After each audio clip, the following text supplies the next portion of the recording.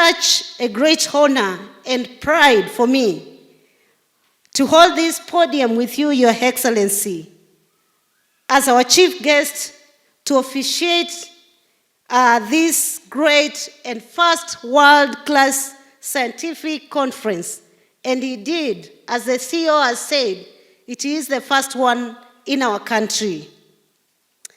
Even though the Conservation and Management Act 2013, as well as the Wildlife Strategic Plan of 2022 to 2027, gives WRTI a mandate to organize conferences, it has never happened in this country.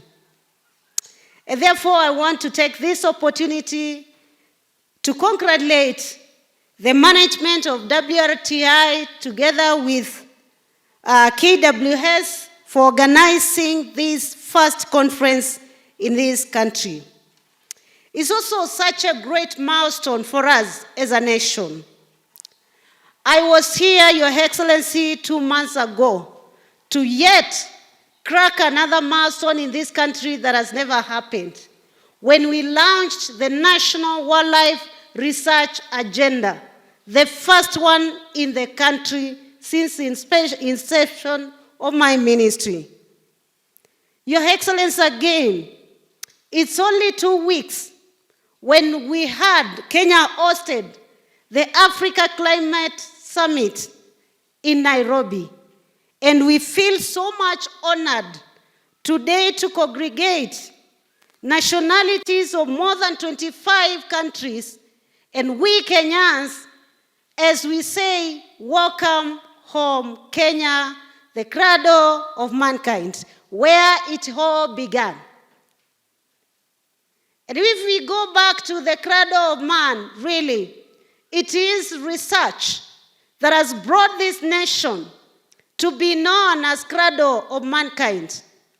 And therefore, your efforts, honorable researchers, has led this nation to be honored in the world as a cradle of mankind, just because 6 million years ago, a researcher found it worthy to go down to the lonely villages of Turkana and dig deep and get the fossils of the first human man to have existed in the continent. I congratulate you. This conference would not have been held in another time, such as this, just when Kenya has hosted the Africa Climate Summit, and just when WRTI has launched our first national wildlife research agenda. I want to concur with your theme, use of wildlife science for enhanced biodiversity conservation, improved livelihoods, and say that it reflects a relationship between science, policy, management, and livelihood. And more so, will provide us with solutions, as the chair of WRTI has just said, for us to close the gaps that exist between the information that we gather from research, the data, and the policy making, as well as management. But more so addressing the challenges that has encompassed us in the area of wildlife and biodiversity management.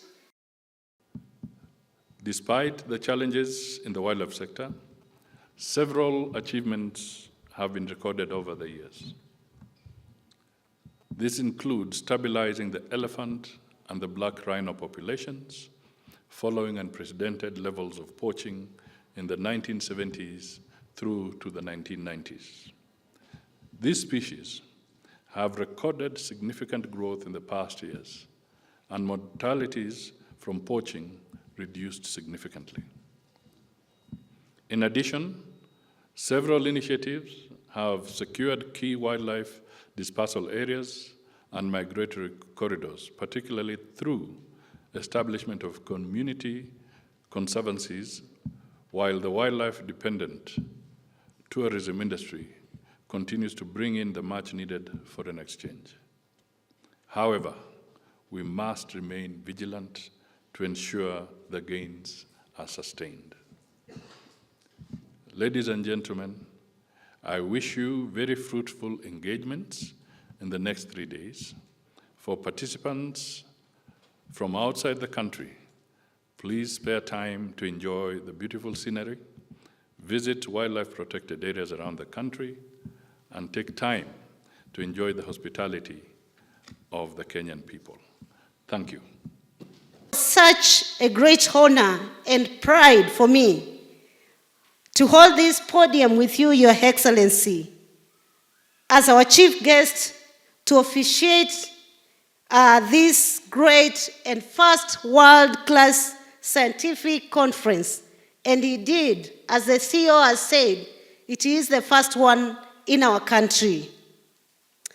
Even though the Conservation and Management Act 2013, as well as the Wildlife Strategic Plan of 2022 to 2027, gives WRTI a mandate to organize conferences, it has never happened in this country.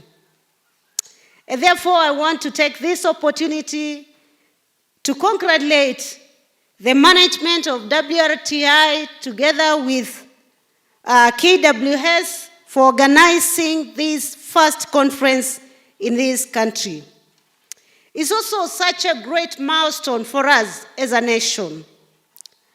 I was here, Your Excellency, 2 months ago to yet crack another milestone in this country that has never happened, when we launched the National Wildlife Research Agenda, the first one in the country since the inception of my ministry.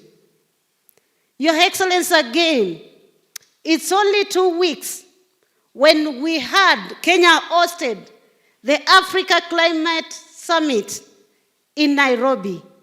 And we feel so much honored today to congregate nationalities of more than 25 countries, and we Kenyans, as we say, welcome home, Kenya, the cradle of mankind, where it all began. And if we go back to the cradle of man, really, it is research that has brought this nation to be known as cradle of mankind. And therefore, your efforts, honorable researchers, has led this nation to be honored in the world as a cradle of mankind, just because 6 million years ago, a researcher found it worthy to go down to the lonely villages of Turkana and dig deep and get the fossils of the first human man to have existed in the continent. I congratulate you.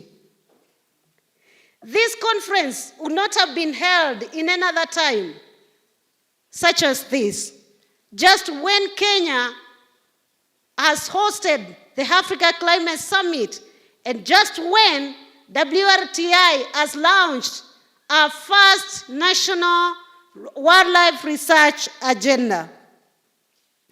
I want to concur with your theme, use of wildlife science for enhanced biodiversity conservation, improved livelihoods, and say that it reflects a relationship between science, policy, management, and livelihood. And more so, will provide us with solutions, as the chair of WRTI has just said, for us to close the gaps that exist between the information that we gather from research, the data, and the policy making, as well as management. But more so addressing the challenges that has encompassed us in the area of wildlife and biodiversity management. We have made strides. Although we are just 2 years old, we've made a lot of strides. That is why we are already here now, only 2 years down the road, having the first wildlife scientific conference. bringing together all these scientists from across the globe, and I'm sure in time to come it's going to get better. Our chief guest, we are so honored to have you, and we know you're very busy, and we don't take this for granted. I am very pleased to preside over the opening ceremony of this first Wildlife Scientific Conference organized by the Ministry of Tourism, Wildlife and Heritage through the Wildlife Research and Training Institute. May I congratulate the Institute, which was operationalized in July 2020 by delinking wildlife research and training functions, staff and assets from the Kenya Wildlife Service for organizing this conference in its third year of operating as an independent institution. This is a great milestone indeed.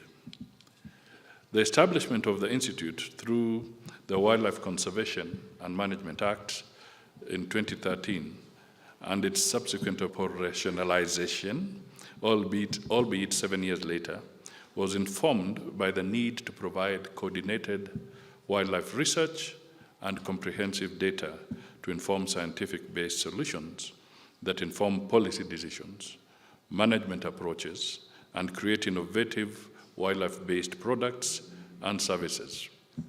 It was therefore informed by the need to enhance capacity in wildlife conservation and management through training.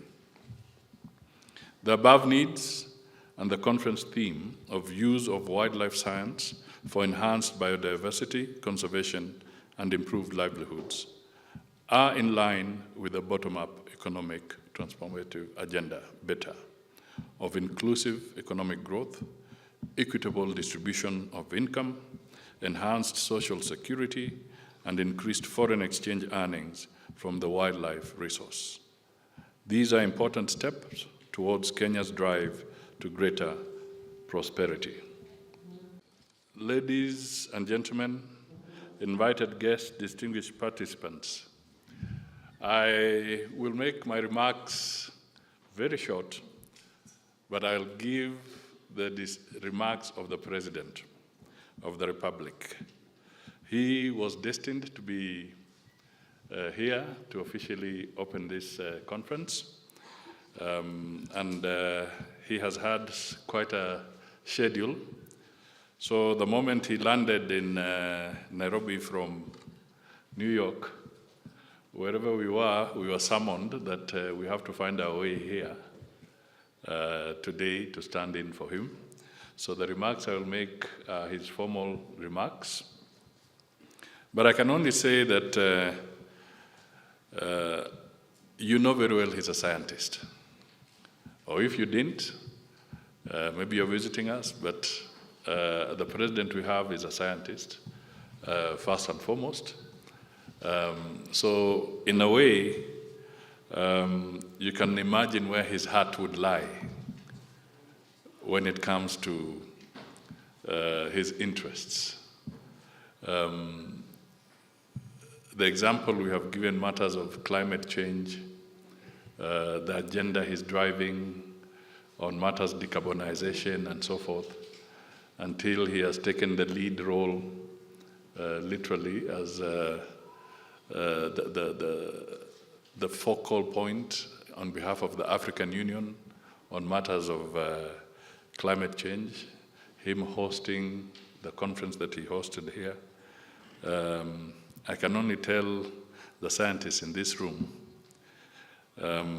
this is your moment. Now that you have a president who is a scientist, try and push all the things that are critical about science so that you leverage on his position as the President of the Republic of Kenya.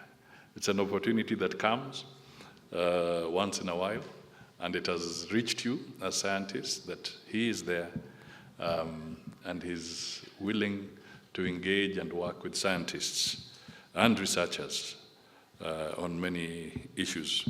So if he came out well on the matters of climate change and science, it's just like the way fish would take to water. It would then start enjoying the water. So I'm sure he enjoys the scientific discourse very much.